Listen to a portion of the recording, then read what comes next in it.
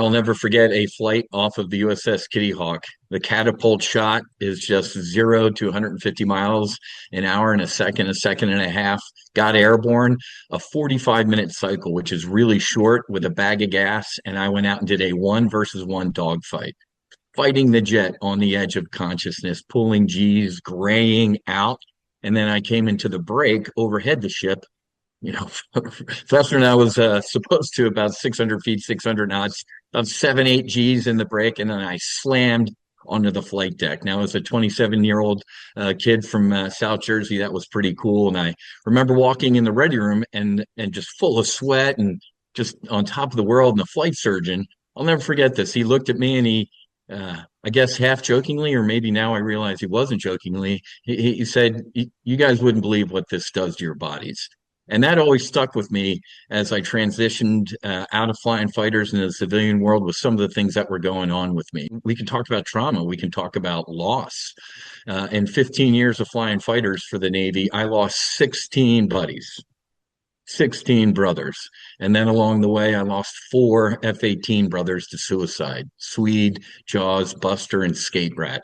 So a lot of trauma involved in that. And then I'm okay to say at this point in my life, it's a tonight we drink, tomorrow we die atmosphere. It was hard living being a fighter pilot as well. As fighter pilots, we're taught to compartmentalize.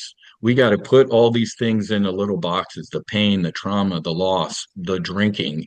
And then sadly, someday in the future, usually all those boxes open up like a jack in the box, and we got to deal with them. So that's when I kind of started tracing everything that was going on in my life back to where I believe it all started, flying fighter jets for the Navy. And Top Gun Maverick, and how there's a Hollywood view that the Navy needs and fighter aviation needs, and then there's the reality of it.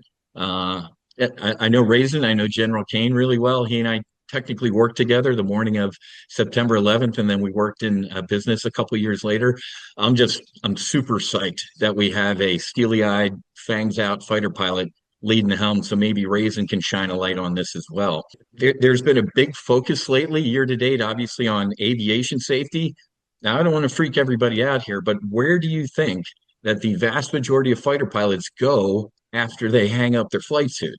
They go to the airlines. The VA told me nothing that was wrong with me was service related. So guess what I told the FAA when I went to FedEx initially?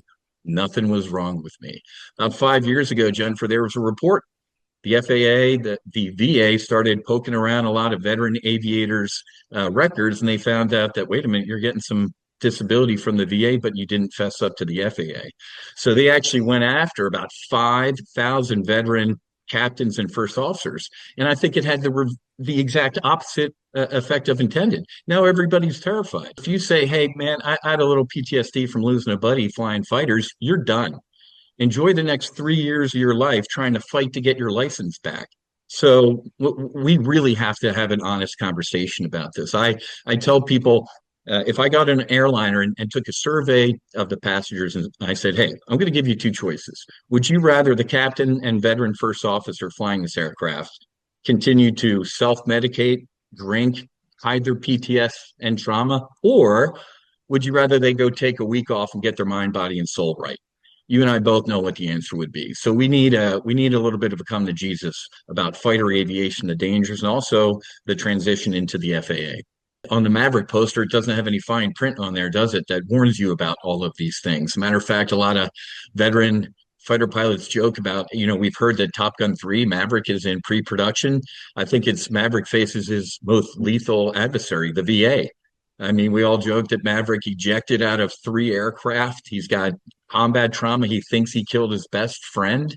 And the VA is going to tell him, sorry, none of that service related. All fighter aviators and air crew, front seaters, back seaters, hold G's and go under this tremendous amount of trauma and stress and also suffer loss. But it's unique to naval aviation, Navy and Marine aviators who have to slam a jet aboard the boat. It's a car crash, just like football players. Many football players have CTE. Why? Every one of those tackles is a car crash. Well, we have hundreds and hundreds of these tackles, hundreds of these car crashes. Some aviators and aircrew have over 1,000. That the human body was not designed to do that repeatedly. It also wasn't designed to fly the jet on the edge of consciousness where we gray out. If it was, I'd pull the most G's I could, and just like a soda straw, my vision would go gray, and you can still hear, you can still move your hands and your feet. The first thing to go when you're about to pass out is your vision.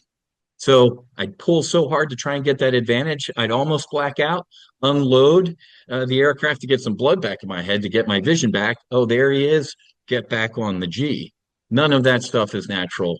I'm happy that the either the oversight committee or the government or the Navy is finally taking a look at this. It is way past due. We've lost so many brave women and men to this, and it's sad. It should not happen.